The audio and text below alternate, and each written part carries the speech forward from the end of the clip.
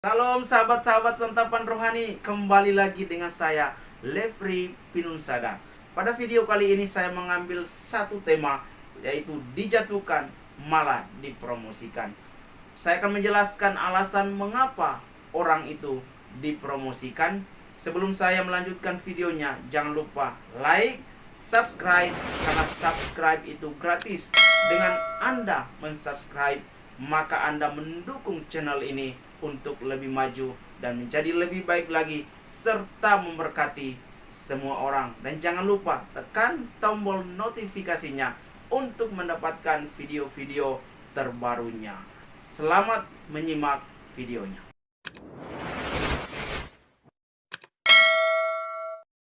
Seperti di awal saya sudah mengatakan bahwa hari ini saya mengambil satu tema, dijatuhkan malah dipromosikan. Kita akan belajar dari kitab Daniel pasal 3. Jadi pertanyaannya adalah, apa alasan orang benar itu dipromosikan? Nah, kita akan belajar ada 3 alasan mengapa orang benar itu dipromosikan. Alasan yang pertama adalah orang benar itu dipromosikan oleh karena memiliki integritas. Sekali lagi, karena memiliki integritas. Dalam kitab Daniel pasal 3 ayat 16, di situ dikatakan, "Sekarang jika kamu bersedia demi kamu mendengar bunyi sangkakala, seruling, kecapi, rebab, gambus, serdam, dan berbagai-bagai jenis bunyi-bunyian, sujudlah menyembah patung yang kubuat itu. Tetapi jika kamu tidak menyembah, kamu akan dicampakkan seketika itu juga ke dalam perapian yang menyala-nyala. Dan dewa manakah yang dapat melepaskan kamu dari dalam tanganku?" Lalu Sadrak, Mesak, dan Abednego menjawab Raja Nebukadnezar, "Tidak ada gunanya kami memberi jawab kepada tuanku dalam hal ini." Nah, dalam cerita di pasal 3 ini, awalnya Raja Nebukadnezar membuat satu patung yang dari emas yang begitu megah. Kemudian ketika patung itu selesai dibuat, dia memanggil seluruh para pejabat, para pemerintah di wilayahnya dia. Baik itu wakil raja, gubernur, bupati, panitera. Ketika mereka datang berkumpul, kemudian dia memerintahkan kepada mereka semua bahwa setiap mereka mendengar seruling, gambus, kecapi, rebana, tari-tarian, itu mereka harus sujud menyembah kepada patung yang sudah dibuat itu. Mendengar hal itu, ada orang-orang Kasdim yang mengadukan kepada Raja Nebukadnezar. Aduan mereka adalah bahwa Sadrak, Mesak, dan Abednego yang diberikan kepercayaan dalam pemerintahan di wilayah Babel pada saat itu tidak sujud menyembah kepada patung, karena mereka sujud menyembah kepada Allah Israel, Allah yang hidup. Kemudian raja mendengar aduan itu, dia begitu gusar dan marah. Kemudian dia memanggil Sadrak, Mesak, dan Abednego. Nah, dalam ayat 15 kemudian dia bertanyalah, "Apakah itu benar kalau kalian tidak menyembah patung ketika ada bunyi sangkakala, bunyi seruling, bunyi gambus?"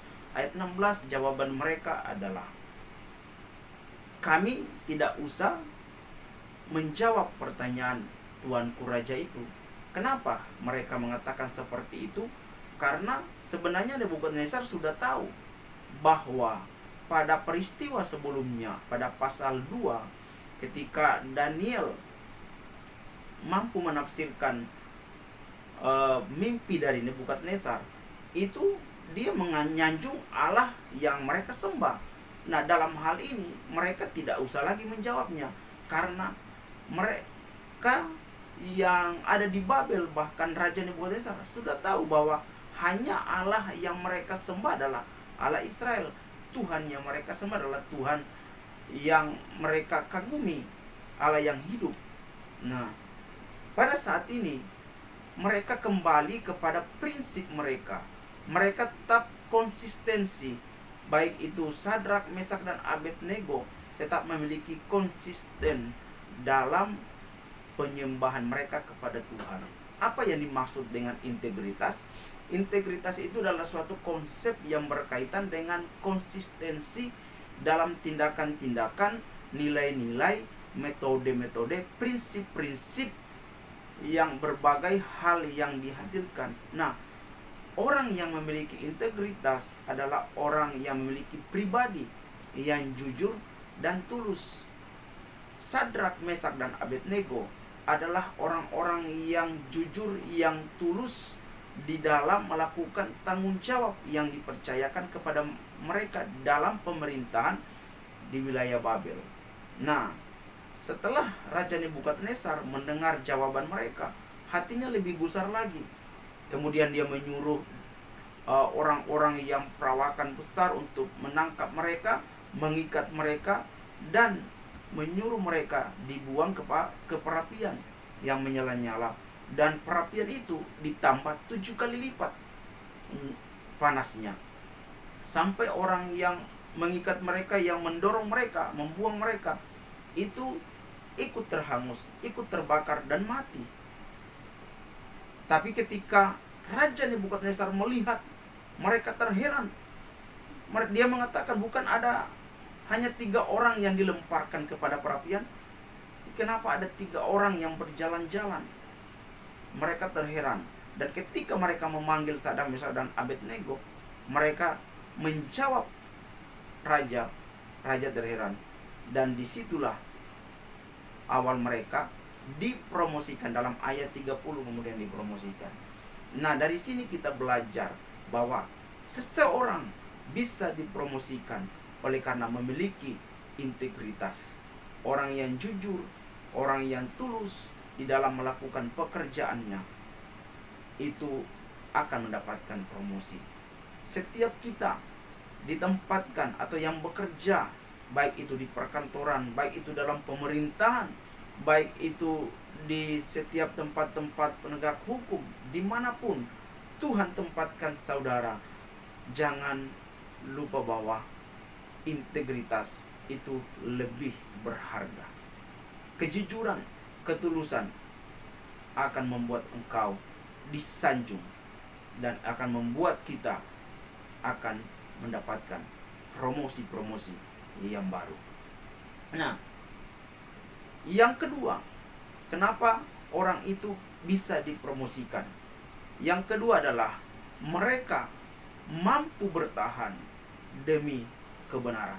Sekali lagi, yang kedua adalah mereka mampu bertahan demi kebenaran. Ayat 17 dan ayat 18. Di situ dikatakan, jika Allah kami yang kami puja sanggup melepaskan kami, maka Ia akan melepaskan kami dari perapian yang menyala-nyala itu dan dari dalam tanganmu ya Raja. Tetapi seandainya tidak, nah ini, hendaklah tuanku mengetahui ya Raja, bahwa kami tidak akan memuja dewa tuanku dan tidak akan menyembah patung emas yang tuanku dirikan itu. Orang yang mendapatkan promosi yaitu orang yang terus mempertahankan kebenaran. Sadrak, Mesak, dan Abednego, mereka mempertahankan kebenaran yang mereka lakukan karena mereka adalah orang-orang yang takut Tuhan. Sadrak, Mesak, dan Abednego tidak mencari nama, tidak mencari kuasa, tetapi mereka mencari Tuhan.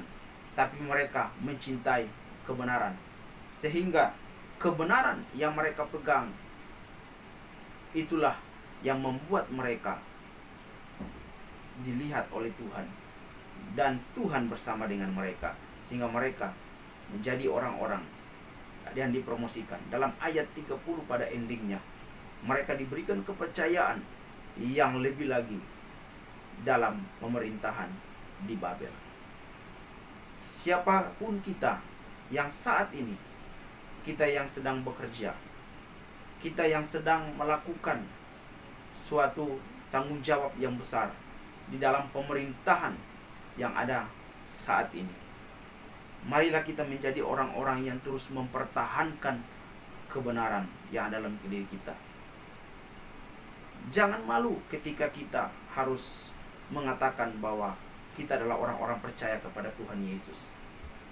Jangan takut memperkatakan kepercayaan kita kepada orang yang tidak percaya, atasan kita, bahwa kita adalah orang-orang yang percaya kepada Tuhan Yesus.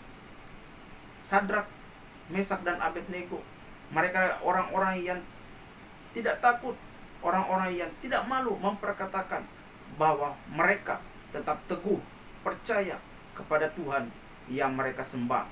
Sekalipun dia bilang, Tuhan tidak menyelamatkan kami, tapi kami tidak akan pernah menyembah patung yang dibuat oleh tuanku raja. Dari sini kita belajar bahwa orang yang mempertahankan kebenaran itu akan selalu dicari kesalahan oleh orang-orang yang haus dengan kekuasaan. Mereka akan terus mencari kesalahan orang-orang yang haus akan kekuasaan. Mereka akan berusaha untuk menjatuhkan kita karena mereka terancam dengan kekuasaan yang mereka idam-idamkan. Tetapi orang yang terus mempertahankan kebenaran, mereka akan melakukan tanggung jawab itu dengan benar, bekerja dengan benar, melakukan tindakan dengan benar, tidak melakukan kesalahan. Dan biarlah kita menjadi pribadi-pribadi yang terus bekerja dengan jujur, bekerja dengan tulus, yang terus bekerja dengan benar dan mempertahankan kebenaran. Yang ketiga, alasan yang ketiga mengapa orang benar dipromosikan. Yang ketiga adalah karena orang benar berharga di mata Tuhan. Sekali lagi, karena orang benar itu berharga di mata Tuhan. Kita akan belajar dari ayat 26. Lalu Nebukadnezar mendekati pintu perapian yang menyala-nyala itu. Berkatalah ia, Sadrak, Mesak, dan Abednego, hamba-hamba Allah yang maha tinggi, keluarlah dan datanglah kemari. Lalu keluarlah Sadrak, Mesak, dan Abednego dari api itu. Ayat sebelumnya, ayat 24. Kemudian terkejutlah Raja Nebukadnezar, lalu bangun dan segera berkatalah ia kepada menterinya, bukankah 3 orang yang telah kita campakkan dengan terikat ke dalam api itu? Jawab mereka kepada raja, benar ya raja, katanya. Tetapi ada 4 orang kulihat berjalan-jalan dengan bebas di tengah-tengah api itu. Mereka tidak terluka, dan yang keempat itu rupanya seperti anak dewa. Kita dapat belajar dari sini bahwa Tuhan mengasihi orang yang melakukan kebenaran. Ketika Sadrak, Mesak, dan Abednego itu dicampakkan pada perapian yang menyala-nyala 7 kali lipat dari sebelumnya, Raja Nebukadnezar terkejut melihat ketika mereka sudah ada di dalam itu. Karena yang dia lihat ada 4 orang yang berjalan-jalan dengan bebas di perapian itu. Dia bertanya kepada mereka, bukankah ada 3 orang yang kita campakkan? Tapi saya melihat ada 4 orang berjalan dengan bebas.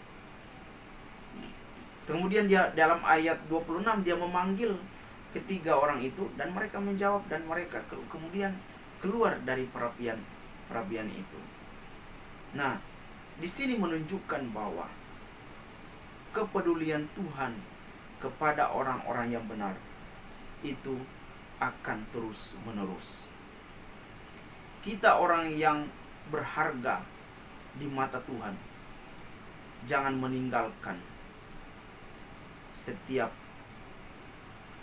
apapun ketika kita menghadapi situasi, bahkan harus nyawa yang kita pertaruhkan.